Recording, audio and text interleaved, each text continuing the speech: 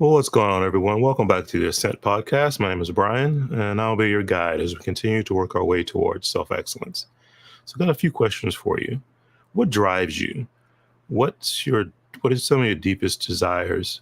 What's that thing that prompts you and just really makes you want to get out of bed in the mornings? If you're like most people, you're probably not sure what some of these different things are. However, what we want to talk about today is beginning to understand the six basic human needs. And once you start to get a feel and a grasp for what that's all about, I think you'll start to understand where those motivations come, where your desires come from, and why you're so excited sometimes to get up and get moving because you're fulfilling the needs that you want.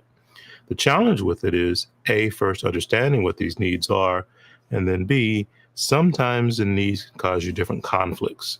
For example, let's say you have a need to have certainty, you know exactly what's going to happen, but you also have a need to have some uncertainty, which is experiencing new things. So those two things can conflict.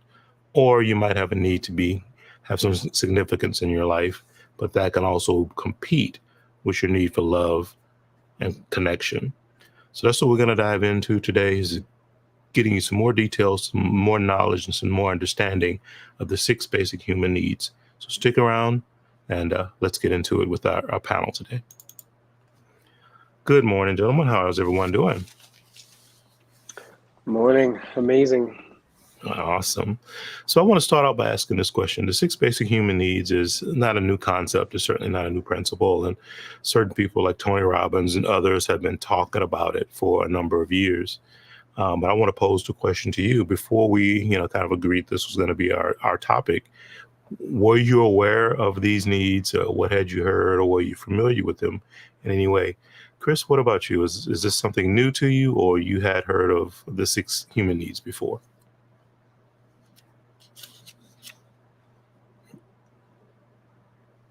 Chris, I think you're muted. Sorry about that, guys. Is that right? Anyway, I had heard of the six basic human needs before, but I hadn't seen it in print, which is a little bit different when you hear something and you know about something, but till you see it in print, it actually kind of it kind of slaps you in the face a little bit. But as with most of the topics that we discuss, is very prevalent in my life.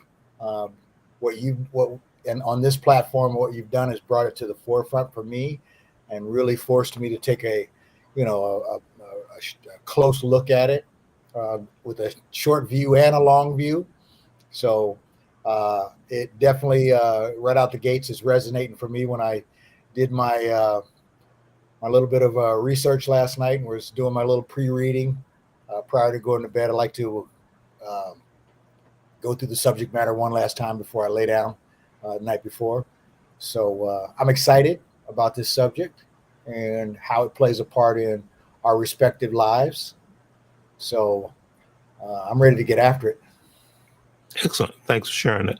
Vince, what about you? I know we talked a little bit about this offline, but what has been your experience with these six basic needs?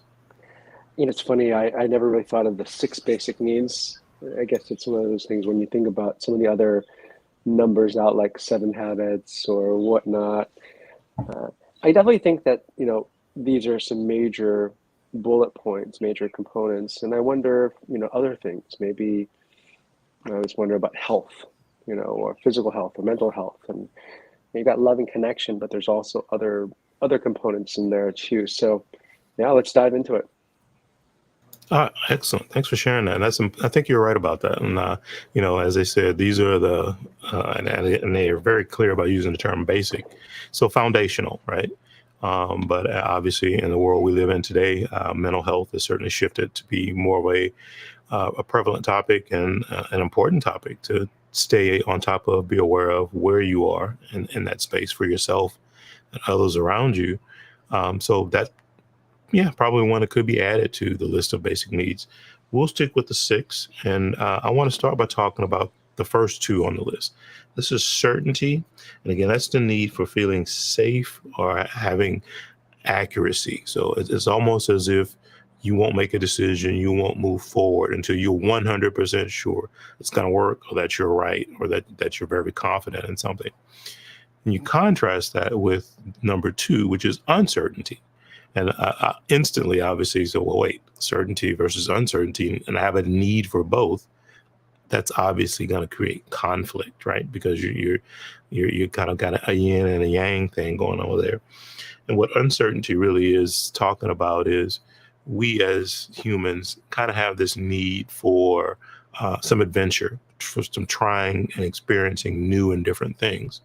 But obviously, if you're doing something for the first time, you can't have a certainty about it because you've never done it before. So you don't know how the experience is going to be, how well you will perform at whatever the new thing is. So it kind of has this excitement to it because of that. So it's kind of contrary to the certainty. So with those thoughts in mind, and Chris, I'll come to you here in just a moment. Can you think of a time or a situation where you have had something and you're like, man, before I move or take a step or whatever else, I need to have every bit of data, be as certain as I possibly can, versus another situation where you go, you know what, I just dive in head first. I know almost nothing, but let's just go for it. Has that been something that you've experienced in your life? I think that's part of the life I've been living, to be honest with you. Typically, I mean, we're obviously more mature people today. I'll use that phrase, but I was kind of, whenever these topics come up, I tend to go back in time, and then I stop in the present, and I'm always looking a little bit ahead, as far as, my goals and dreams.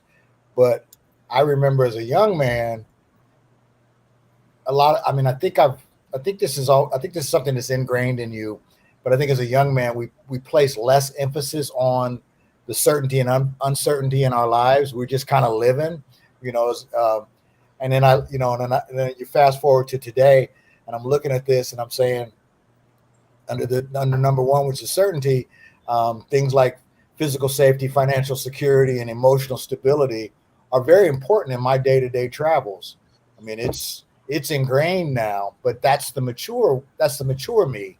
The 20-something, 30-something me was just always barreling forward, never necessarily worried about consequences, and things that happen along the way, even to the point of thinking of, I think we talked about this in our last telecast. We were talking about the mind's tendency to go to the negative side of things, which is a natural. But I think when you're younger, everything depending on how you were conditioned and what kind of lifestyle you lived, everything tends to always be on the positive side as a young man, because you're in that, what I call that bulletproof stage in life, where you don't think that you can, as Arnold Schwarzenegger said once, I ain't got time to bleed, in the type situation.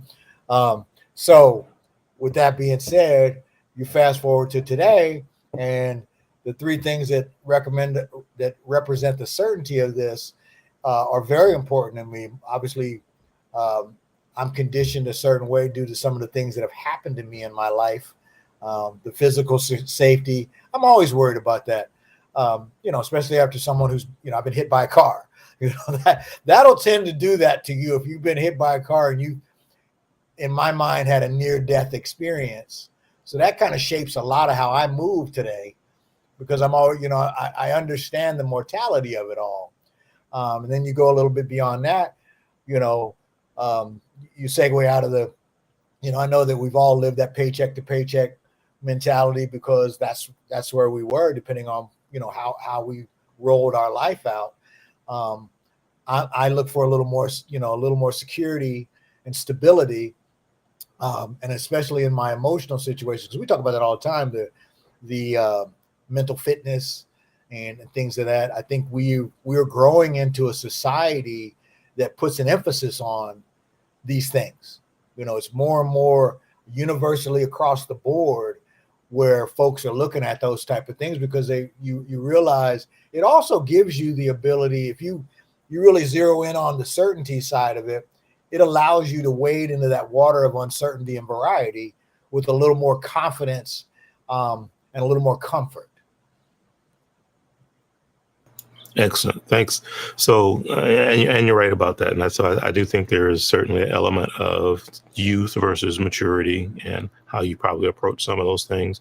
And as you said, when you're in your 20s, that's when you jumping off the roof because you can into the swimming pool, because you didn't know any better.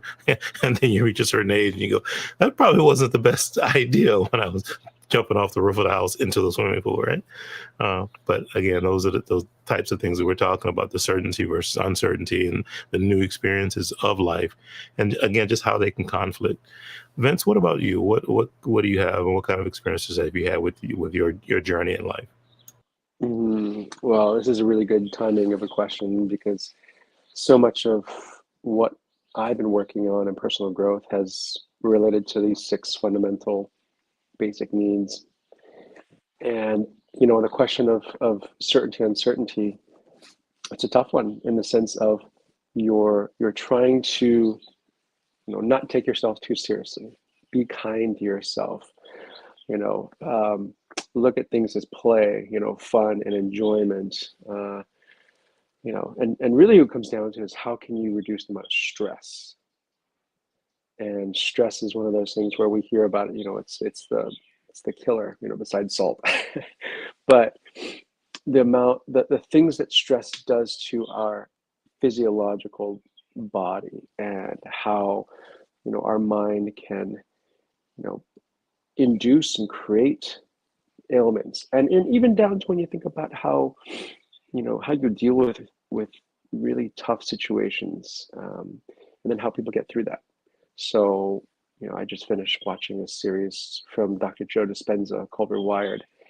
And it was really, really fascinating because I had been learning about a lot of these principles and a lot of these, things. And I'm such a science data geek where, the woo-woo sometimes isn't as I don't align as much, but I'm watching this and I'm watching him explain in this series about how like the physiological side of things does it, and then how specifically certainty and uncertainty plays a major role in our journey. Because you're right, we want both. Sometimes we want security in this, but most of the time we want fun and excitement and jumping on the plane, the next thing, or romance and all these other things too. So, that the balance, that dance is such a fascinating thing where I think at the end of the day, for all these things, it just comes down to perception and mindset. So no matter what, when bad things happen, we can see and have gratitude, and we can see the positive things, and we can realize that the universe has a different plan for us or whatnot. And it's okay to be scared and it's okay to have fear, but there's things you can do to minimize that or change that mindset where, all is not lost. And that's where we as a society and a culture need to evolve into providing more of that mental fitness, as Mr. Black said, and the resiliency side. And that makes perfect sense. And I agree with you. And, you brought up something in there I think is key. And Vince, you were talking about stress, right? And, no matter how you look at this, I would say that the certainty side of it is what could potentially produce stress because you are trying so hard to really nail down every A, every dot, every I, cross every T, and make sure everything's in line. So Perfection. Perfectionism, right? And then, however, the flip side of that coin is the uncertainty is kind of what relieves the stress, right? It's that adventurous side of you. It's that throw your cares to the wind and do that piece. So trying to find, as you said, that balance of that is an important thing. And that's really why I wanted to start at the top with these two, because initially it just creates this conflict that you really have to understand when we talk about the basic needs of humans, that's there. And that's where some of the stress may be coming from in your life. But if you're unaware that you have a need for both sides of that coin, the certainty piece and the uncertainty piece, and that's not something you're aware of, that could be causing a lot of conflict in your life and a lot of stress in your life, and you're questioning your own decision making and why did I really crave this, but also really crave that kind of thing, right? So very important, and I really wanted to get that onto the table. Anything else? Go ahead. So I think going back to it is, when you do all this personal growth and self-development, you really got to figure out who you are, because I believe a lot of that push and pull, that conflict, comes down to what you think people want you to be, or what society thinks want you to be. So it's both ways. And so, when you can figure out, and I'm not talking Myers-Briggs level stuff. I'm talking, what kind of leadership style? Where do you sit in terms of uncomfortability? I was recently in this 3-day workshop, and it was talking about, what level of, dominance do you play in your professional life or your work, and again, your lives and the people you interact with can be very different. You can take more of a kind of a dominant role versus a submissive role in your relationships. But what is the general trend? Where do you find your most comfort? Where do you find that balance piece of it? And then, it just really defines where you fit on that quad chart. And then from there, it's like, okay, here's how you trend. And do you accept this? Are you okay with this? And because this is just a reality of who you are. And then once you can accept that reality, it's like, okay, now I need to grow and be a linguist. So you can speak different tongues and languages and cultures for other people in terms of what their needs are. Of course, putting your needs hopefully first and center, because it's just like on the airplane. You got to take care of your mask first. Otherwise, you're no good to anyone else. Yeah, could not agree more. Chris, looks like you have something you want to add on top of that. Yeah, I wanted to chime in. I'm actually going to piggyback on Vinny's. I think the key word I got out of what he just said was the balance of it all. The reality is I think each individual is looking for some certainty in their lives and in their travels. But there's also that need for a constant to periodic challenge that the uncertainty side of the fence represents. And then I want to go back just a second on the part where we're talking about what we believe society is looking for out of it. I don't know if you want to say I've been guilty of it, but the reality is most of my adolescent to early adult, and even as early as 5-10 years ago, I was living because I was my mind was telling me, well, what do people want to see out of me? What do they want from me? What will they accept from me to make me? Because I'm a leader in my own. Let me qualify. I'm a leader in my own right, but I'm also somebody who enjoys being a part of something. Especially if it's something good and for the better of the greater good, then I'm kind of all for it. I was thinking for a hot second. I was like, I'm very fortunate in my life that I have a couple of good groups of people that I'm involved with, present company included, where you folks allow me to be who I am. You nurture me as you've recognized who I am and who I'm becoming, and some of my own. We all have that need to be fed certain things, and I think I'm on that level. I'm just super fortunate to be with a group that challenges me. You guys allow me to be me, but you also periodically challenge me to be who you believe I am. And what that tells me is it shows me it falls back into that category of, I know I'm cared for. I mean, we do a lot of ribbing between, us as a group. We do a lot of joking and poking and things like that. And I've gotten to a point now where I used to let, that underlying message that we think we're hearing, I used to allow that to bother me. And now it's like, no, these guys know me. They're in their own little way. They're kind of nudging me forward or in some cases pulling me forward. And that's a great thing, because you imagine if people have friends that don't tell them, they don't promote your growth, that it's constantly just, you're being knocked down.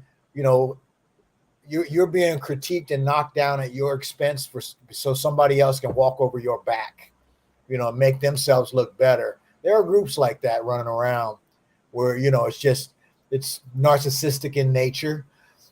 But I think I'm very fortunate because without you guys around me, I don't know if you guys keep helping to, you know, keep me on the growth path. And in certain cases, you accelerate my growth. And while sometimes that tends to take me back into that uncertainty stat category, I'm grateful at the end of the day once I process it all and some of the messages that have been delivered and some of the things that I've shared, what I'm looking for out of life. You guys seem to gravitate to it and water me as needed sometimes, and I'm super grateful for it. And you know, I'll end this little segment with I always have that in my head about Brian. What Brian, you said to me a few months back about if I'm going to be your supporter, I occasionally have to be your tormentor. I'm going to be your mentor. I also have to be your tormentor. Yes, correct. Absolutely. Yes. And that thought never goes very far from my head, especially when it gets a little weird in my head. I have to remind myself, you know, this is kind of the territory that we're in, and it's a good territory to be in. 100%. So, Chris, I want to jump in there because you hit on something which is exactly where I was going to go next with talking about certainty versus uncertainty. And you're really just talking about how you evolve, or how you have evolved, or what pushes you to evolve over time. And I think that's, if there's anything we can relate back to as humans and as some of the root causes of this, let's literally go prehistoric. There were times when we knew we needed to get out of the cave and go get food because that was a need. So that was a certainty thing. If I am going to live, I have to go find food.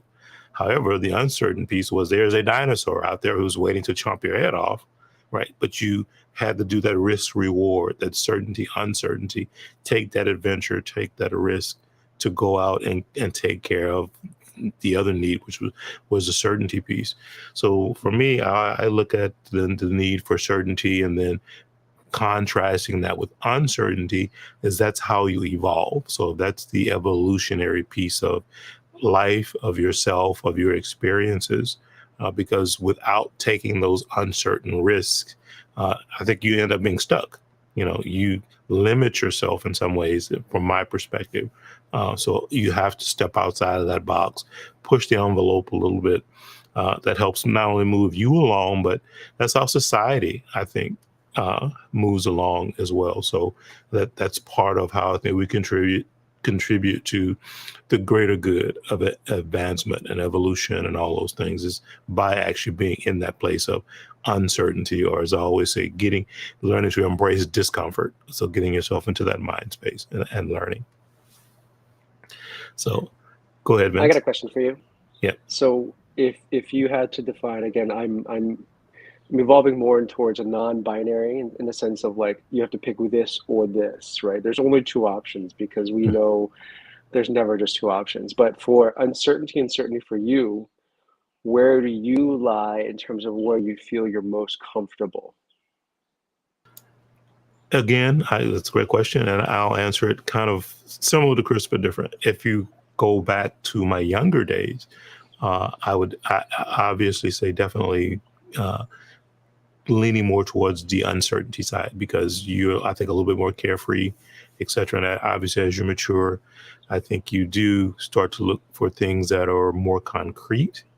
However, there's also an advantage to that too from the uncertainty side, because for me, what that also is, I have a different database now of experiences and personal knowledge, personal understanding of self, the world, and many other things.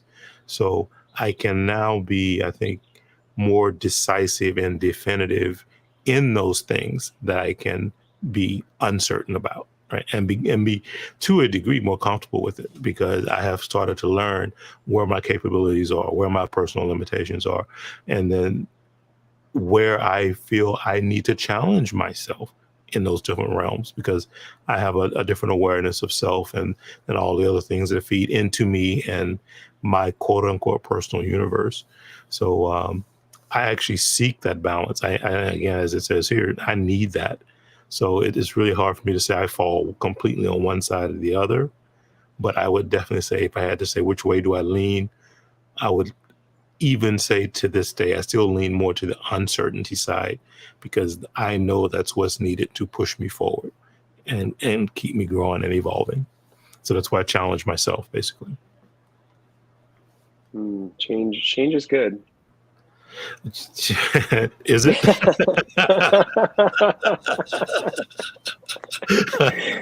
Yeah, okay.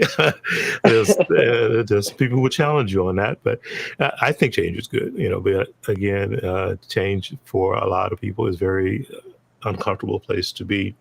And so let's shift to the next one. I think we've talked a lot about certainty and uncertainty. The next one really talks about significance.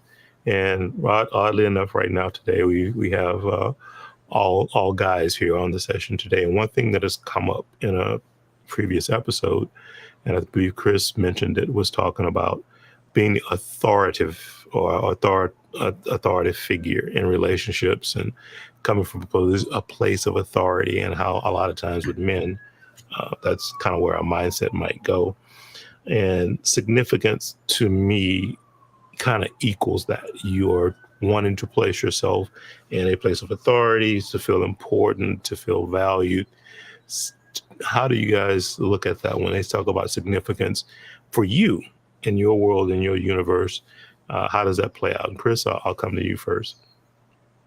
Well, it's funny. I looked at this, right, and I was sitting there like, you read something and you're like, okay. And the first thing I looked at, I was like, it says the need to feel important and valued. And my initial reaction was, I don't need to feel important. However, I do need to feel valued. That is tantamount for me. Any situation I'm involved in, or any situation that I'm asked to have input in, I want my input to be valuable. And it's sometimes that doesn't mean that you speak the loudest. It doesn't mean you speak the longest. It doesn't mean you're at the front head of the line. To feel I don't need to do that. But I also want, when someone asks me something, you guys ask me, or even today we're participating, I want to be a valuable contributor. That's my goal when I wake up every day in my everyday life, is to be valuable in some shape or form. Now, it takes on we're back to the word. It takes on a different importance for different people, your value and your contribution in life. But I think if you make sure that if your goal is that you bring something valuable to the table, I want to bring value to the universe. I mean, that's my reason for being sometimes. Sure. And I think if you put it on that level, you're going to benefit on an individual level, because you've made yourself a part of this process. And you really want to see if you can help. I'm one of those people. I want to help people. That's why I do this. I want to help someone out here who's sitting back and they're saying, okay, I can relate to Chris. Because there's certain times I'm not sure. When I'm still getting used to this being on camera, so to speak. I am. I'm honest about it. If anything, I'm honest to a fault. But when I look at that, that's the first thing I gravitate to. It's our relationships, it's our work, it's our hobbies. Obviously, I have some hobbies. We all have hobbies, but all those things, it's a balancing act to get what you want, which is to be satisfied at the end of the day that you did something good and something tangible and something that at least some folks can relate to. It's not about the all. It's about the few. Yeah, thanks for sharing, and I agree with you on that. So, Vince, I'm gonna come to you next, and just give me your perspective when you talk about significance, and how that's played, roles in your life, and how it's from a priority standpoint too. because I think sometimes we, as we say, we can be a little full of ourselves, and as a term we've probably all heard before. So I'd just be curious to hear your perspective on it. I remember back in college, one of the books that was really quite profound to me was How to Win Friends and Influence People. Did you guys read that one? Dale Carnegie. And there was it's such a timeless piece where I think I read it like a decade later, and I was like, wow, this is so rich of just amazing stuff. And one of the quotes that I typed out, printed, cut, and then put on the bottom of my monitor screen was to be acknowledged, appreciated, and valued. And if you're not doing whatever it is, and you're not getting that or feeling that, then the juice is not worth the squeeze. So value to me is really important. And again, it comes down to that perception side of where you find value, where you see value, or where others see value in you and what you do. So if you don't value yourself, or you think poor of yourself, or you have too much whatever, then you're not going to think very highly, and others are probably not going to see you think highly of yourself too. So that gratitude piece, or that mindset piece of what value is, and how and where you find value, because going back to the whole uncertainty thing, and even down to relationships and love and everything like that, it's how we address the world. It's how we show up. It's when you open it up with like what wakes you up, like what keeps you going, like why are you that? It's when you evolve from your own self to that of being a father, and so now it's like, okay, my value is connected to that. Agreed. So I want to kind of come back to that, and I'm going to come back to each of you with a follow-up question, but let me say this first.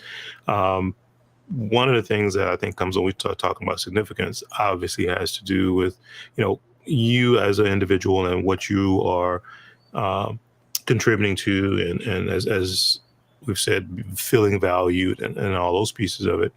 But then the other thing that I think gets lumped in automatically is wealth and income, because there's a status piece to that. And so for my chair, we and Chris, it's funny, we just came up in our meeting the other day. We were talking about, well, yes, money is important. We all know, yes, it is an important fact. You need it to survive. We get that. So we were discussing the thing about wealth and whether you would prefer, and again, this is, I think, a personal preference, what different people have, need, and want, and that is anonymous wealth or fame and fortune, right? And which side of that coin do you fall on? So that's kind of my follow-up question is, A, do you see wealth as an important piece of your significance or not? How is that value? How does that play into it? And then B, is it important to you that, the fame and the fortune are together, or if just the fortune comes, you're okay with that and nobody knows your name kind of thing, right? Because significance is kind of saying, I want to be seen, I want to be heard, I want to be valued, right? So that's kind of my question. So Chris, I'll come to you first, and you just kind of share, your thoughts and perspectives on those things. Well, like I said, this kind of also piggybacks onto the point of in the significance, do the need to feel important. I'm important within the group of people that I need to be important to, but there's also the fact that there's value in me, and I don't need to be. Believe me, I have come to the conclusion that I have no desire to be famous per se. But like I said, yes, I would like to. Wealth would be something that I would like to attain, but I definitely would want to be, if all of a sudden I woke up tomorrow and I had $100 million in the bank, that would be a quiet $100 million, because actually there's only a handful of people that I would even want to know that I even have even close to that kind of money, because what would happen? All the vultures would come out of the woodwork. all the people who love me would come out of the woodwork. And I just would, I believe me, I have imagined it many, many, many, many times. And will continue to imagine it many, many, many times until probably till my dying day, of what it would be like to all of a sudden have this financial security that allows me to do all the things that I dream of doing. But I wouldn't, just like a perfect example would be cars. We talk about cars all the time, right? I'm actually in this stage now. I'm looking at cars going into the next year, and I could never see myself spending $300,000 on a car. It just doesn't make fiscal sense for me. But then again, I've never had 50 million in the bank, so I don't know how I'm going to truly act when that comes. But the person that's sitting here today would probably only want to spend less than $100,000 on a car, and would have to be, obviously I'm a car person, so it would have to meet certain criteria. But there's a certain part of me that wants to be, modest and not necessarily seen. But then there's also part of me that you enjoy, occasional eyes on you. Like, who's that guy? Ooh, that's a nice car. That type stuff. I don't think that's necessarily just a male thing. I think that's a people thing. But, I'm kind of losing my thought for a second. Sorry. But well, I think we all have a certain amount of, I'll use the term vanity when it comes to that. And that's something we might get caught up in. Vince, what are your thoughts on that? Yeah, this is definitely something that I've been thinking about and around, because I'm in my 40s, and what is the value? What is the impact, and what do I truly want? And I think, when I think of those folks that have raised the capital wealth, all the funds, right, the monetary value, and then I hear their stories of, on so-and-so's deathbed or whatnot. Just had one of them pop up yesterday about, when people are on their deathbed, what do they say? What do they want? What do they regret? What do they wish? And, it's, no one ever says, I wish I worked more, or I wish I made more money, So, and then, as a parent now, watching your kids grow up, and you think about, well, at the end of the day, it's to be able to live a life without want. And want is such a diverse thing, because we as a culture are so fixated on material wealth and stuff. And then, I really resonate today, at least, with more of a, Marie Kondo kind of, does this provide value for you? Does this make you happy? And then more of the idea of like tiny homes and just travel. So maybe, someone asked me this recently about the wealth side. Well, it's the idea that, if there's something that I want to do or experience or take my family or do stuff like that and go, I would much rather spend money on that or invest in that, because that's the stuff that you think back on and you're like, oh my God, we did this and that and that. It's not necessarily I bought a $300,000 car. Sure, I wouldn't mind driving one. Sounds like fun. But in the day, it's still a car. And, more money, more problems, in the sense of like, well, now I got to do all this other stuff. So when you say wealth or when you say value, I think of, well, will it provide me more time? The time value of wealth. Will it provide me more things where I'm able to do other things with the people that I care about and love? Then absolutely. And if that means that material wealth or money is the requirement, then now we got to balance that out. Is it about chasing the money or letting the money come to you? Yeah, I couldn't agree more. And Vinny, I like what you said there about time, right? Because time, I think, is a big piece of it. And the thing with wealth is it frees you up to have, I think, more control of and what you do with your time. You can't get more time because a minute is a minute. So it doesn't matter, whether you have $10 in the bank or $100 million in the bank, it just doesn't matter. but from a time standpoint. But what you do with that time, I think, is you do have more power and more control and with that piece of it. So, but from a significance, I think we're all on the same page, which is, I think, an interesting thing for our audience to take away from this is as it says, is feeling important or feeling valued. And for me, the exact same. Feeling valued is the most important piece of what I want, how I want to be shown some appreciation, those types of things. And it's not, I want to be shown appreciation. That's the whole thing about when you talk about management and leadership, and everybody runs around patting everybody on the back. That a boy, good job. That doesn't do anything for me necessarily, and so, but showing your gratitude and your appreciation in other ways that make me actually feel valued versus that old pat on the back. It's like the puppy and you rub the dog's head. Oh, good boy. Well, that's a bit much. So that's kind of my personal takeaway on that.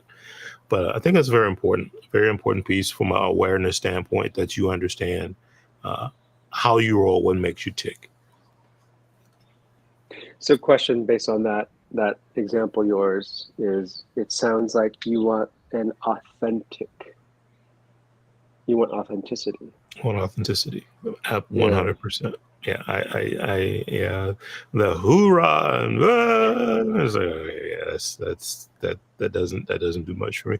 And that's also the difference when two words that get, I think, jumbled up, and this is a little bit off topic, but I think still relevant to what we're talking about right now, and that's being motivated or being inspired, right? Because they are actually two different things. And so I think, the motivation is the rah-rah, skumbah, let's get out, let's do it, cheerleader kind of stuff, right? But in my mind, that's always going to have a temporary or a short-term impact. But when you are inspired by something or by someone, that can last a lifetime, right? In my opinion. So that's the line that I like to draw when I hear that, and how I prefer to be interacted with is inspire me. I don't need the motivation. The motivation is already in me. And especially if I'm inspired, then I'm going to act and I'm going to do because I'm inspired. But that's how I see it, and from my perspective. Can I add something? Absolutely. So it's funny, I was just thinking about this, and I thought, time is very important. One of the things I've been zeroing in on most recently this year is that it's the first time in my life, and it's obviously circumstance, that I have most everything I need. I'm working on the things that I want right now. And actually, as I think about it, it's a really advantageous place to be when you know that, I still got to go make some money here and there, but I've been very fortunate. I haven't sat in anybody's office in almost 2 years. I've had that ability based on the things that I do professionally to be able to make money by either sitting at the house or through other means. One of the other things I thought about is I'm very fortunate to the fact that I have some people that push my growth. I keep reminding myself, Brian, I'm sitting here looking at you and I'm like, we've been friends for 25 years. I know. I'm celebrating it. Okay. First and foremost, I'm going to celebrate it. You have been a very, no, you didn't pay me to say what I'm going to say about you, Brian, but I'm going to say it anyway. You've been a very integral part of my growth and my ascension in life. And I want somebody to say that about me one day. I would love to hear somebody say, Chris, you were instrumental in my life. And I'm very lucky, because I think what I'm trying to get to is there are people that are walking through life right now that don't have a Brian Murray in their life, or Chris Black, or Vince Kimura.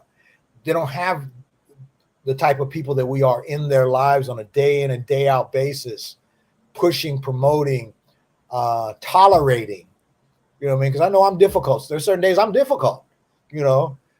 I know that about me, and I'm willing to admit that and own that.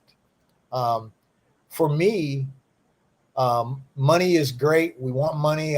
Believe me, you and I are working on a project to some degree, venture in on this thing. We're working on a project that may create some more money than I've ever seen. But at the end of the day, people are the currency. People are truly the currency in this thing called life. And if you put value into people, you're going to be rewarded in some sense, whether it be financially, emotionally, or otherwise. You're going to be rewarded if you can put that in front. Unfortunately, we're in a society right now where everybody's just super, super selfish, super, super vain, and it's super, super. I'm trying to keep up with the Joneses. That's kind of that thing back to the car thing. You know what I mean? That's part of what that is. I have vanity in my program. I just it has shrunk to certain degrees as to what it used to be when I was 25 or 30, or even into my early 40s. And I think it's about having the priorities, the significance in your priorities of how you're trying to live your life, and then that authentic piece rolls around in there too. Are you being authentic in this journey that you are on with your respective goals, dreams, and aspirations? Chris, thanks for that. And I want to, it's a perfect segue actually to the next one of the 6 needs, and that is love and connection. And you just spoke to the relevance of people in your life, the connections that you have with people in your life, and why that's important. And I think that's very true. And that's a huge need that I think people sometimes understand, but also don't value in the right way, or don't, probably a better way to say not value, but prioritize and place certain emphasis in accepting those needs and who those people may be and why they need them in their lives, why certain individuals are just there, as you said, our friendship for decades now, and why that's been relevant, and opening yourself up to allow that to happen is the other part of it. Is sometimes we can get so trying to emotionally protect ourselves or these types of things, we close ourselves off instead of opening ourselves up and letting the people that are truly going to be relevant to us and are going to matter to us come closer, understand us better, see the authentic sides of ourselves, show that emotion, so that the pain, the good, the bad, the joy, as Chris said, the days when I'm difficult, that's the whole package, right?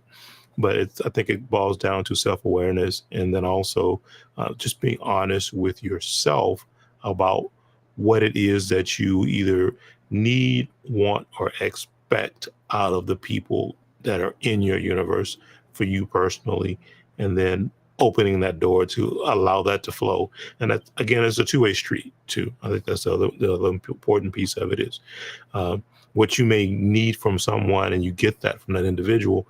What you give back to them could be something totally different. So it's not even a one-to-one relationship from that standpoint as to the need or the want or the expectation that's flowing from one to the other. But the key is that there is something that each side is gaining that's of value to them, and being open to that, I think, is a very important piece. So, I'm going to come to you first, just really to help you kind of share your perspective on that, especially when we talk about love and connection, and how that, I really think, kind of binds us together at a different level, just from a human experience standpoint. Yeah. Well, I actually really enjoy talking about this particular subject, because I feel like, loving connection for all of us are, to love and be loved. And, I know my own attachment style, it's avoided. And so the idea that, once you can start looking in at all the different things, the triggers and the programming, as they call it, how are you programmed? And so one of the things that I have learned most recently through some of this personal growth stuff is, the stories, the experiences that we grew up with as a child. You know, they happened, right? So all the bad stuff. We mostly remember the bad stuff. It's all that bad stuff we remember. And then our mind associates a meaning behind each of those stories. And so that association is, why we do the things we do in terms of, I don't know, phobias or whatnot, or coming down to the level of degree to which we accept uncertainty and be comfortable with uncertainty. And so all that stuff kind of comes together. And then, what I'm really thinking about around love and connection is, okay, one, how do I make sure that I love myself first and foremost, at the end of the day, right? Because nothing else matters. And being okay with me being alone with myself, because, and it's a tough one. It's so tough because, for 40 years of my life, it was one of those things where, being alone wasn't fun, and being alone was scary, and thinking that you're going to end up and die alone, it's like, well, that sucks. So, even though I know that when you can embrace and feel comfortable with, like, at the end of the day, it's whatever you want to manifest. So if your goal is to manifest a really deep relationship with people that you are authentic with, you're your truest self, then you got to be able to do the hard stuff early on and be totally okay with that and love yourself. 100% agree with you there, Vince. And it's a very important piece about, as you said, love yourself, and love yourself to a point where you're comfortable being alone with yourself. And I think people struggle so much with that piece of it.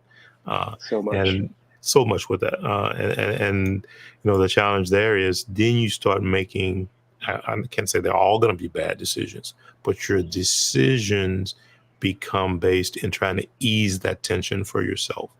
So that's when you probably start to make maybe some out of your better judgments when you're in that space and you're in that mindset, right? So really getting to be comfortable with A, loving yourself, B, being comfortable just being with yourself is a major piece of it. Chris, what about you? What has been your experiences and your perspective on just the whole love, connection, understanding yourself pieces of it? I think you're muted still, Chris.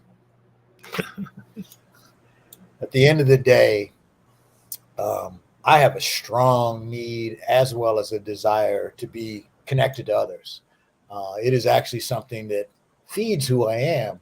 It promotes who I am, especially if you're around as I mentioned earlier, if you're around the right people. If you're surrounding yourself with the right people, it's actually a no-brainer.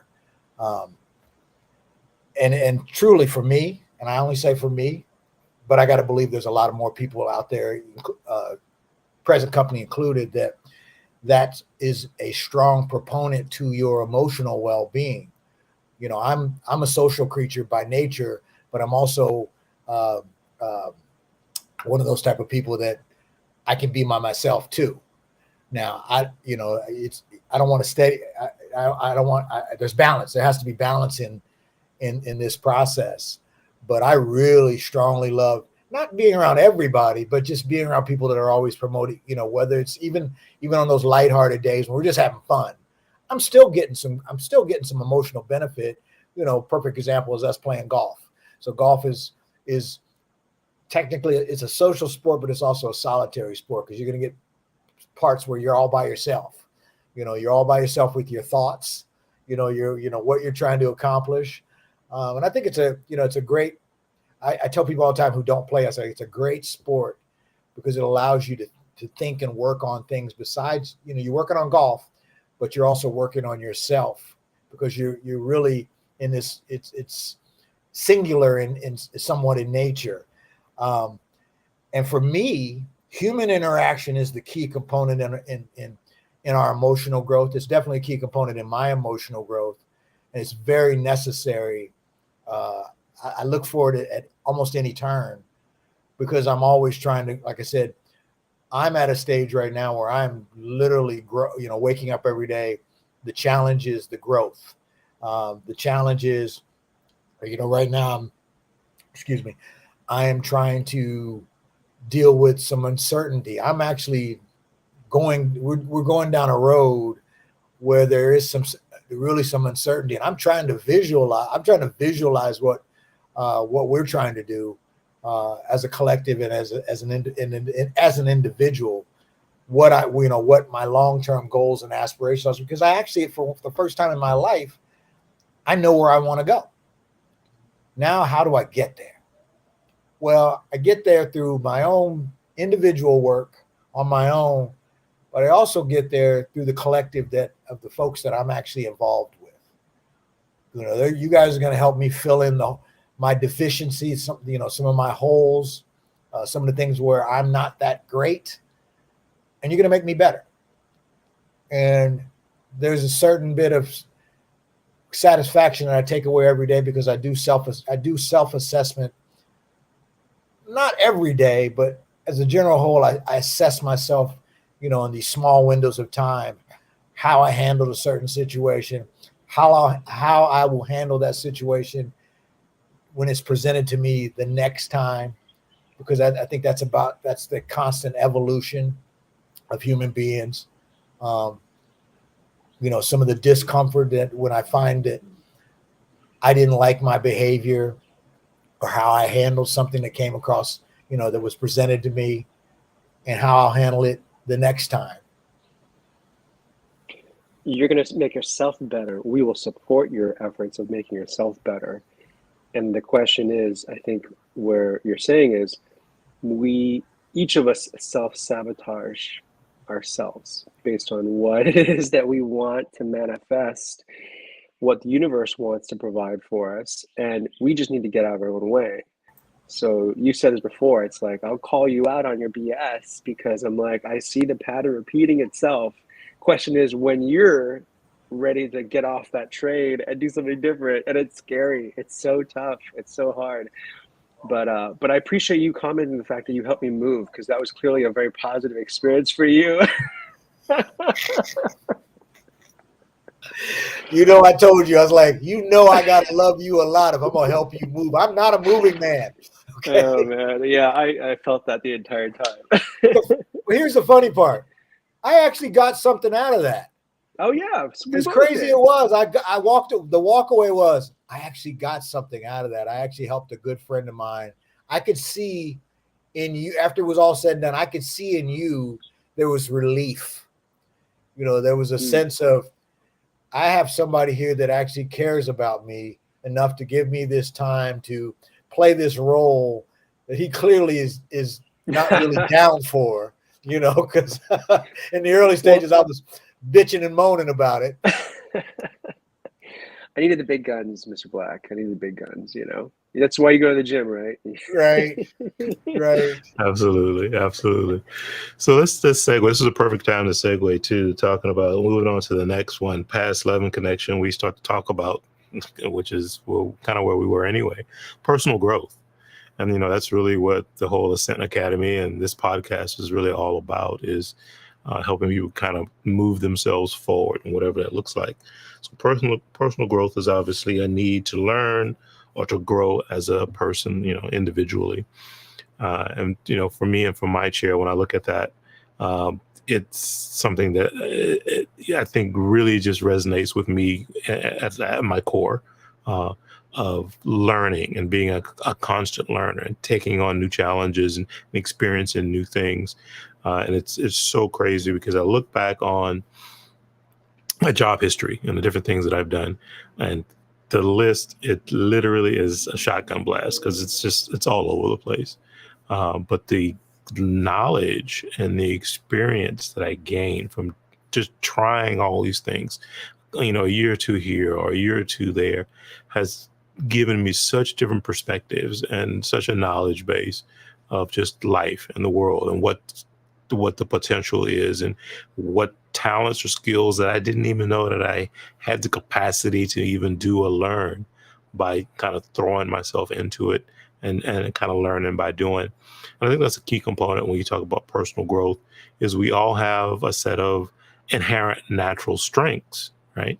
And I'm not saying don't lean into those and you know, and push yourself forward, because you absolutely should.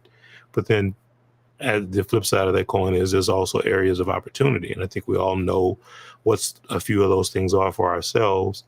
And instead of shying away from that, you know, look it straight in the eye and start to take on some challenges in those areas to help you grow and to help you evolve. So I think for me, that's the greatest thing you can do for yourself individually, because it does two things. A, obviously, it helps you to evolve your person, but also the strength and the mental capacity that it gives you when life gets hard and you do have challenges.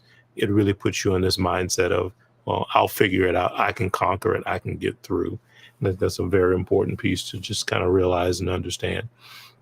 Well, Chris, I'll come to you first. Personal growth, and you kind of share a little bit, but why has that been so important? And obviously, you said you're kind of making this quantum leap even now, of figuring out, you know, where it is you really want to get to. Now it's about the pathway.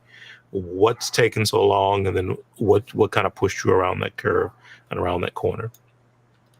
Well, I think it starts obviously in, you know, if you're doing our just basic form, or just our basic, you give it a basic look, it's growth. We start out with the idea of just the growth, personal growth.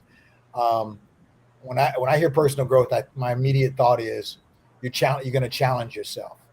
You know, I'm at a stage right now where I told you earlier that I believe I finally know where, you know, I know the direction I want to go. You know, I know what I want. I know what I want out of life.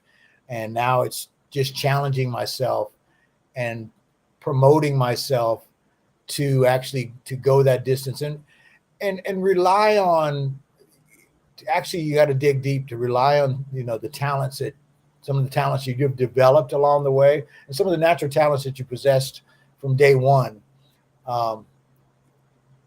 We're, you know, obviously between the three of us, we're working on a project right now, and it's in the early stages of it. But I think to the man, we believe that this project could be pretty big, and it could really change our lives if we can get this thing, as we say, get this thing to take, you know, to grow legs. So the challenge for me is to not stay small, you know, to not stay in my position of comfort. You know, my little domicile here is a place of comfort for me. I need to get out into the world, because this thing could be literally something that could be larger than I've ever even imagined. And right now I'm in that stage of, why not us? Why not me? And more importantly, believing that you are deserving of whatever it is you want, especially if it's something good. You know what I mean? It's not, you know, what I want isn't selfish. There's a little selfishness in there for me, because I ultimately want to win. But here's the other part of that is, I want to win, but if I win, there's so many other people that I'm going to bring along during the win. You know, there's so many people I'm going to open the door and allow them to come in out of the cold and share in my victory. You know, whatever, you know what I mean? So that's the part that the conditioning, the watering, the challenge of it all, where that lies for me. And just really, because I think, like I said, I think I don't know who said it earlier. We were talking about that. I think maybe it was Vinny. You talked about self-sabotaging. And that's a natural human inclination, is to self-sabotage, because there's some weird thing that happened to us as a child, or, you know what I mean? Or, abuse, or just, just how what kind of support you were given as a young person. And I keep telling myself, I deserve the win. Now it's putting in the work, staying on track, not allowing your natural negative side to drown out all the good noise and the goodness of it all. Yep, 100%. So, Vince, what about you? And obviously, personal growth is, I think, one of your big motivators in life as well. So I'll share a little bit of what your journey's been like. Yeah, I've always found value and seeked personal growth, whether it's in different activities in school or college or whatnot. And early on, we were doing this whole like Rotary youth leadership stuff, or personal growth in the fraternity that we helped co-found and build back up. I definitely find that intersection of uncertainty to be really exciting. I generally actually really jump towards that majority of my life, which can be good and bad, but that is who I am. So, I mentioned a couple of times already, I went through this 3-day Personal Success Institute seminar, and that was really interesting because it brought over a lot of concepts and theories that I've been wanting to incorporate in my life, like meditation being one of them, journaling being another. These are all things that if you were to talk to all the quote unquote more enlightened individuals out there, or people that at least we feel like they have kind of been enlightened, they would say these are the things that you should do, right? That self-reflection piece of it, that holding space piece of it, that kind of like staying with yourself. So, but I never did it. I heard about it. I was like, yeah, of course I want to do it, but did I do it? Absolutely not. Did I try to? Yeah, maybe some way. I gave it, I didn't even give it the college try. So it's interesting. Personal growth is definitely one of those areas that today I live for it. It's the reason why I appreciate going to Burning Man, is because it's like New Year's Eve. We said this before, New Year's Eve for me, where it comes full circle, and then I'm getting excited for what's the next intention that I want to work on in my life, and how even though I might go there with an intention of trying to think that this is the intention, and then I just kind of get slapped in the face like, well, that sounds cool, but maybe you can take that same concept but look at a different light. So for me it was ego death, but then it was like, well, you can focus on the negative, which is the death side, or you could focus on the positive, which is holding more gratitude and being more present, which is it's the exact same thing. It's just a different way of looking at it. So yeah, I'm 100% behind personal development. And I think too, going back to your opening about this, which is really interesting, when you think about the culture around how you and I and Mr. Black too, we have very similar concept of like, we like to try many things. Like we like to go out there and we get bored about stuff. We get bored about different things. Hold on a second.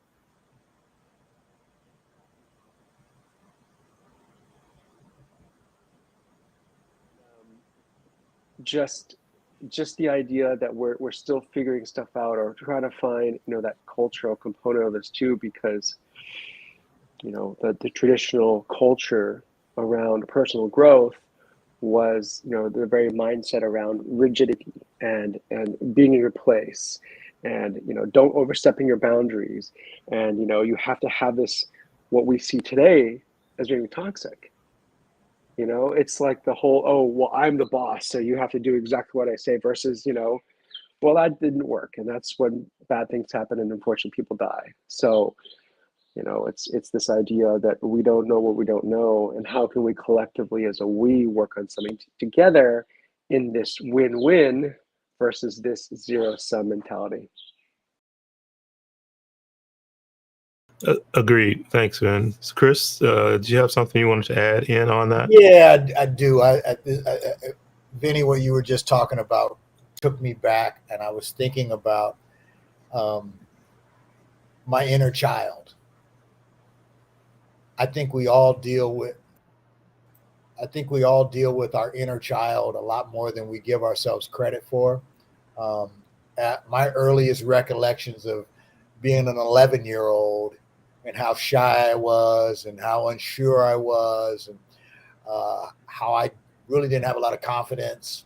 I didn't think a lot of myself as a being.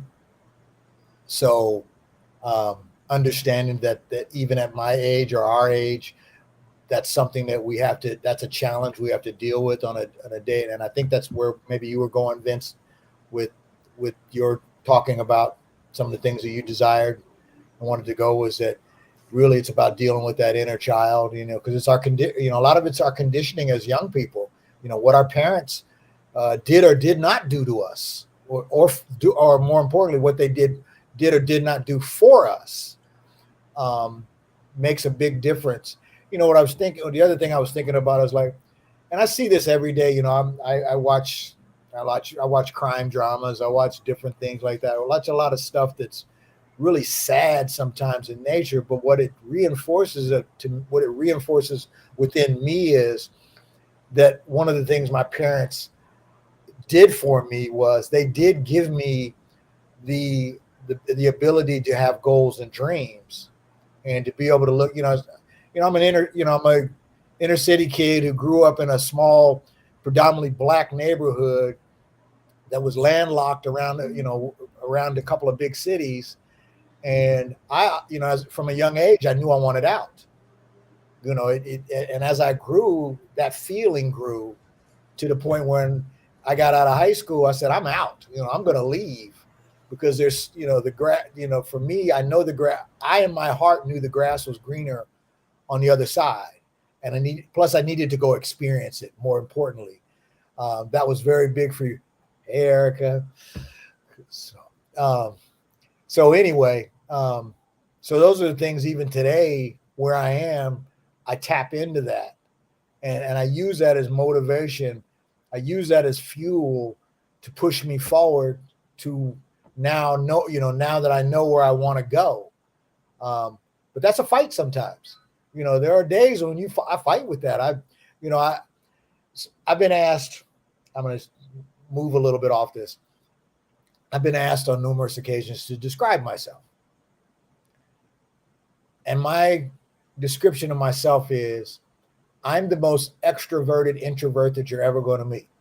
Because there's days when if I don't have to talk to anybody, I won't talk to anybody. But there are other days when I'm like, I know I got to force myself out. Thank God I got the people that I got around me, the friends of mine who continually, call me and reach out to me and stay connected with me. Because I think sometimes if I didn't have that, I would fall back. And that's not what I really want out of my life, is to fall back.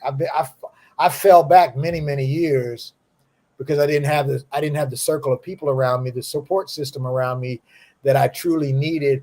I didn't have the support system around me that I have today, that I'm very grateful for. And I'm blessed at the end of the day. I got a collection of very smart and intelligent and caring and wonderful people who prop me up, push me forward, keep me moving, kick my ass every once in a while, tell me I'm wrong, tell me to get out of my feelings. The list goes on and on and on. And I love you guys. So that's my story, and I'm sticking to it. Well, I'll tell you what, I appreciate that. And you're right about all those different things. It all matters, and especially when we're talking about personal growth. But the last thing I want to put on top of it, as kind of a caveat, we're talking about personal growth, is it's never too late, and, Vince earlier was talking about, it's something he's been pressing for all of his life, et cetera, et cetera.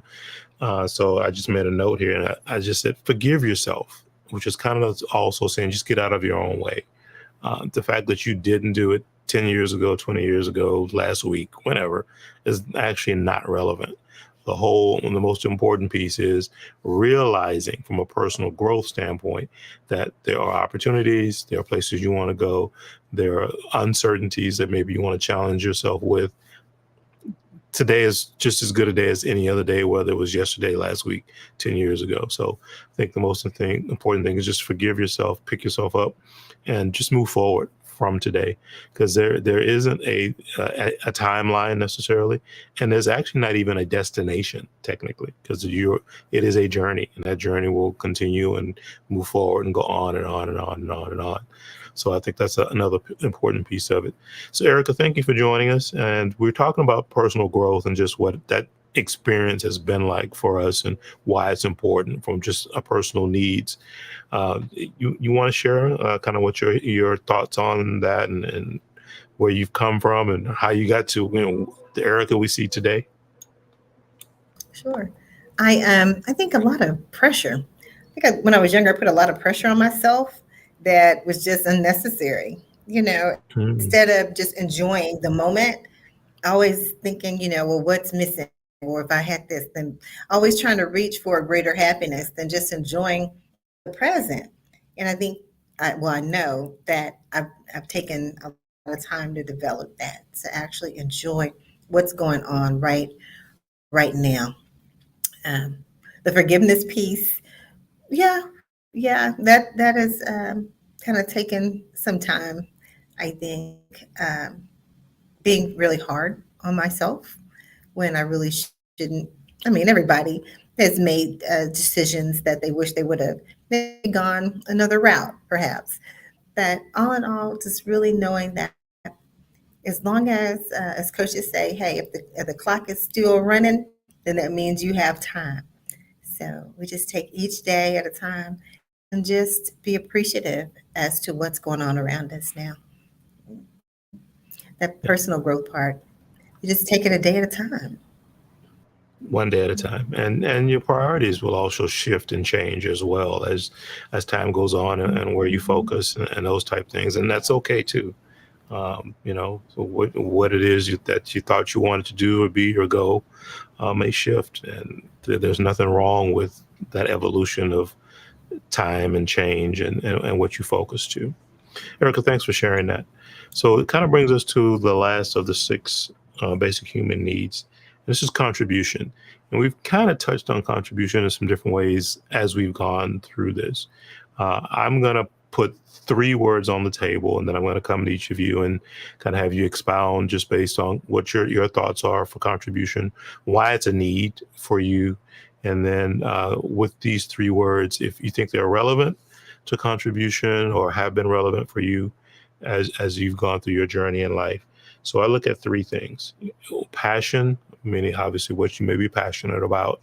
Uh, if you have a purpose, if you have a specific target or an identified purpose in life that you're aiming for. And also skills, understanding what your personal skills from that you're strong at, natural assets that you have, and how that may play into contribution, etc. And Chris, I'll come to you first, and just kind of have you share as you've evolved through life. Has contribution been of value to you? Why is it important? And then where do you see it taking you as you continue to move forward?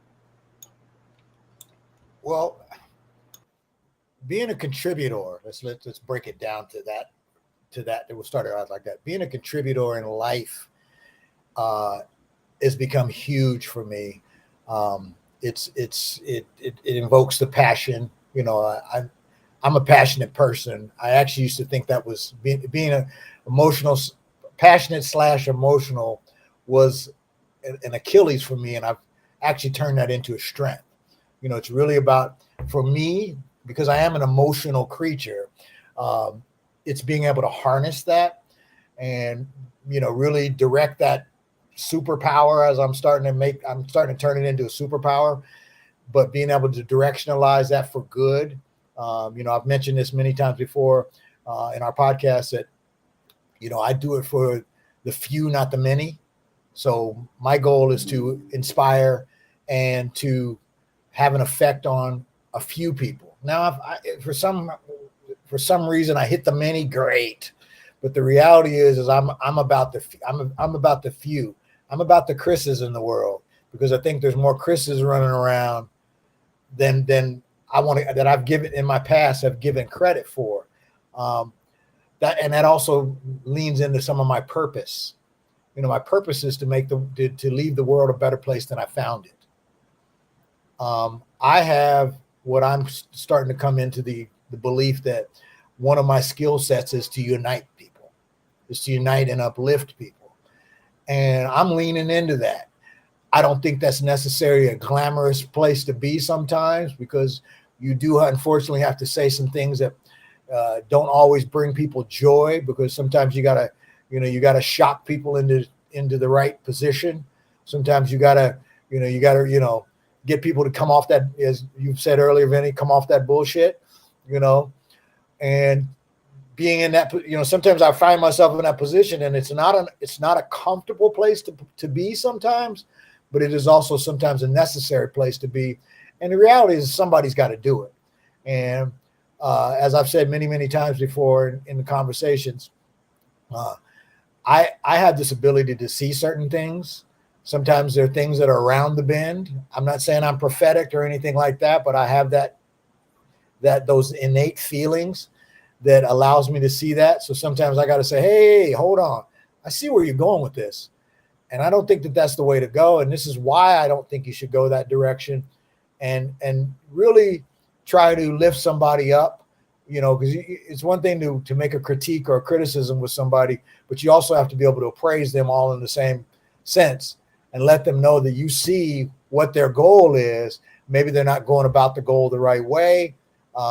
We all have, grown children, or most of us have grown children. Vinny, you don't have grown children yet, but me dealing with my youngest daughter, the baby of the family, having to try to do that dance with her because I see so much of her, see so much of me in her, and I know it pisses her off sometimes when I come at her with this stuff because she feels like I'm being the authority. So having to try to tailor my message so that I'm not that looking like that I'm that that angry dad or that that person who knows it all, because I don't know it all, but I do know what I know. And that's the part that sometimes when you're dealing with, most of the time we're dealing with younger people, trying to find that balance with them in the conversation while allowing them to be who they are or be who they're trying to be, is a delicate dance sometimes. But I knew the mission was dangerous when I took it. So, now I'm already, I'm there. I'm I have my tools, I have my marching orders, and I just got to keep doing it. So, like I said, sometimes it doesn't, Brian, I think we had a conversation the other day. Sometimes what's right doesn't feel right, but it doesn't make it any less right. 100%, Chris. Thanks for sharing that. Eric, I'll come to you next. Just based on your life's journey and obviously the trials and tribulations that we all have. How is that related to your feeling the need for contribution, your passion, your purpose, and all those different things? I've been working with families for, I guess, family issues about 25 plus years now. And one of the things that I've really realized, really in working with you guys, is that I have a lot of experience hearing people talk about their problems, right? And I have a lot of experience seeing people get through it.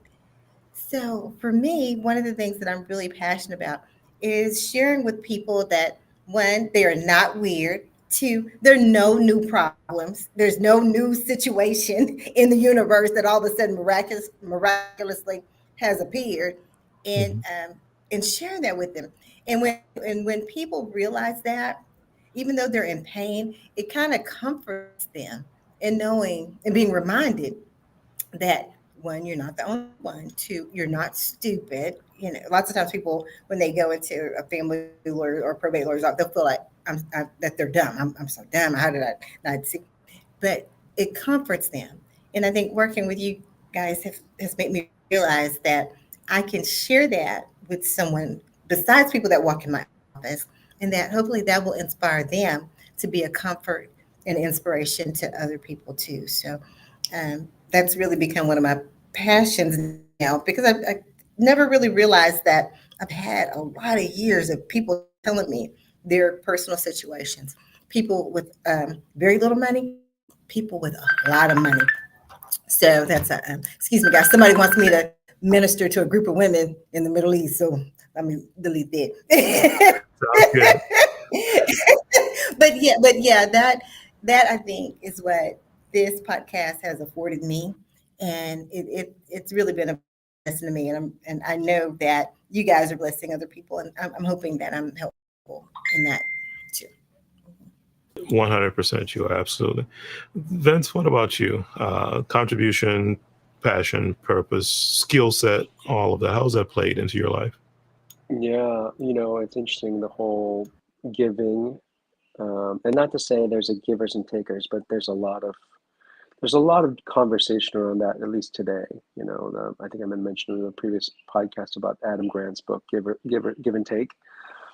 And there's the theory, which is proven out, is that givers win in the end, and the idea that if you're constantly giving, you're contributing at the same time you're receiving, because you're seeing the value of what you can provide, so you're increasing your own self-confidence. And it doesn't have to be something where it's like you're an expert of. You can literally just show up. But there's a lot of that there, which I personally like to manifest more and keep in that thing too, whether it's in nonprofit boards or community groups or anything, even into the experiences, the events that I go to. How do you show up? How do you want to show up? How do you find the value of this versus saying, oh, you know what, I have to pick one or the other, or this and the other, or this isn't giving me enough monetary wealth, so that's low on the totem pole. So yeah, contributing, I think, is the most important thing. And then the other thing too is you can see, as Erica was saying, you could see what your contribution has done for people who might not think, or you might not think, your value is there. And that's the piece where I appreciate the most is just feeling that you touched someone's life and you made a difference. And I'd like to think too, going back to the earlier conversation around value, end of the day, it's we don't think about what we could have done or all these different things. It's like, hopefully when we're on our deathbed or remembered, there's fun values, right? This is the whole Michael Lennon quote, remember me for all the great things, all the joy and the laughter. If you remember me for sorrow and whatever, then don't remember me at all. Yeah, agreed. Absolutely agreed. Well, I want to kind of bring this to a close and kind of do what we normally do at the end. That's where we kind of give a final thought. And Chris, I'm going to come to you first here in just a second. And basically what I want the final thought to be about is, obviously we've covered the 6 basic human needs, talking about certainty, uncertainty, significance, love and connection, personal growth and contribution. And we've all experienced these things as we've evolved through life and at different levels and at different ways. So my question to you, and what I'd like for you to kind of share with our audience as a takeaway, if there was one thing that you could tell your 25-year-old self, so kind of looking at you going, 25-year-old self, here's something I think that it would be beneficial for you to know, or to learn, or to apply as you move forward with your life, what would be that thing that you would tell yourself? So Chris, I'll come to you first. Well, what I would tell my 25-year-old self is, A, there's a lot of road to be covered. B, you have all the skill, capability, wherewithal, passion to take that journey on. C, you are valuable, valued, and you have something greater in you than you can even imagine on any level. You are worthwhile. D, you are worthwhile, and your contribution to life is still to be measured. Absolutely. Thank you for sharing that. Well, I want to add, can I add one more? Absolutely. One more. I thought it was supposed to be one. Well, stop. I just want to go back real quick and say, and this is in real time. Right now I'm involved. I'm in the early stages of a project with Brian and another individual. And Brian and the other individual, you guys are very technical, and I'm not super technical. I'm technical enough. And the challenge for me right now is what my contribution to this thing we're doing. And my challenge every day is to tell myself that you do have a contribution to this. And the challenge to myself is to find out what that best contribution can be. and to grow that and evolve it. Yep, 100%. Yeah, and like I said, that's a self-awareness piece of it, right? And again, self-forgiveness too. Just getting out of your own way to say, I know that I have value, and I just need to find out exactly where I can apply it. So that's what's important. Absolutely. I'm going to come to Vince and then Erica, and then I'll wrap up with my final thoughts. So, Vince, what are your that one thing that you'd want to share with your 25-year-old Vince? So one of my good old, I've known them for a long time. It's hard to say one of those one things because it would probably fall into some pearl of a word of wisdom where it would be life changing. But I've heard them all. I think we most have heard them all. It's not about the destination, it's the journey. It's be kind to yourself. It's don't take life so seriously, you'll never get out alive. Like, you hear all these different things, and then it's like, well, I've heard them all for decades. What would the one thing be that I would want to inspire or whatever my younger self is? It's a tough one. I would probably actually tell, just because this happened recently, I'd probably tell my younger self to go into this personal development course and be like, because it's just so much at the right time and the right thing where it's processing through, because my other buddy, who when he was 25 went through the same thing, and he said it changed his life. So I was like, wow, one experience to do this whole thing, to really get a better grounding. It's because that is what I needed to go through to really look at all of my programming. And it's that programming piece that I find the hardest thing to do, but also the greatest challenge, because it's like, wow, I'm really going to be vulnerable. I'm really going to be in positions where this doesn't feel like the right thing to do, and it's like figuring a way where you're not second guessing yourself, but you're also like realizing the path, and yeah, just keeping your mind and heart open to see those signs, and just be like, okay, you know what, no matter what, it's gonna be a great ride. Awesome. Thanks, Vince. All right, Erica, what about you? Just from the standpoint of, the journey, and you're talking to your 25-year-old self, and what would that advice be? Oh, 25. Oh, goodness, 25. Okay, so I'll put on my little Auntie Erica vibe. What would I tell? I'm kind of like Chris Vince. I have a few things to tell myself, but hopefully somebody 25 can use it today. I tell 25-year-old Erica, like I would tell any of you guys, 25-year-old daughters, enjoy life, be the best person you can be, focus on yourself, your physical fitness, including your nutrition, take care of yourself physically, spiritually, mentally, and don't be worried about no other woman, dusty little son. If I said it, don't worry about some woman, dusty little son. If you are in a situation and someone isn't fully appreciating you, then let the universe do what the universe does and let the wind take them. Don't worry yourself about anybody, any woman, dusty son. Let them make it. And you just be the best person you can be. Focus on your happiness, enjoy your friends, take care of yourself, and be a genuinely good person. Be the genuinely good person that you are. And there will definitely be someone in the universe who will appreciate that and appreciate you.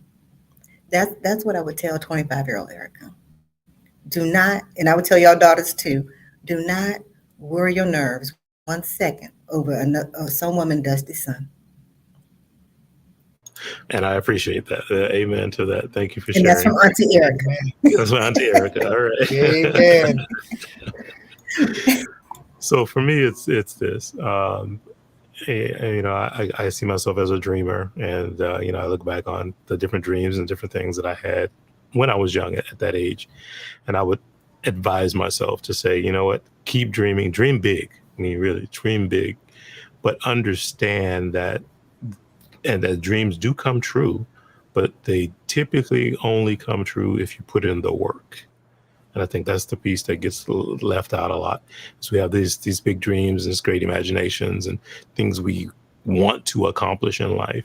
However, we don't actually put in the work, the focus, the consistency, the persistency, and all those other words that play along with that to actually push them forward and to make them a reality.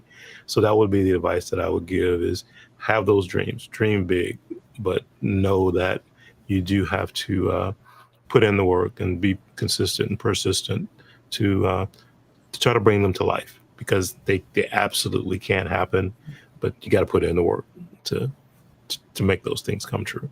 So that's my 2 cents to me at the age of 25. Folks, this has been great. Erica, thank you for joining. And guys, as always, what we share, what we talk about, I think has value and certainly will resonate with our audience. And again, 6 basic human needs are paramount to our foundation. And as Vince, you mentioned at the very beginning of this, there's really kind of one that we can add on and call it 7 for sure. And that's talking about the mental health aspects of it and how important it is to understand where you are and what those foundational pieces are for yourself, and that you value that as part of a basic need to make sure that your mental fitness is in a great spot. So I kind of want to end with that. I want to thank all of you guys for joining. Any final comments or thoughts before we go? If not, we'll wrap up for today. Right. I want to say one last thing. Go for it. You're right. I want to just chime in with the mental fitness drives everything. You have to put the time into your mental fitness. I work on it every day. It's just something I can't lose sight of. It is, it's literally been propelling me forward so much lately. I mean, I'm back in that area of uncertainty, and it is scary. But I'm telling you, the benefits are going to be too many to count. When this thing is all said and done, I think I'll be sitting in a pretty place. And that's what I aspire to be. Awesome. Thanks for sharing that, Chris. Well, to the audience out there, take care. Enjoy your weekend. Take care of each other, and we'll definitely see you soon. Bye now.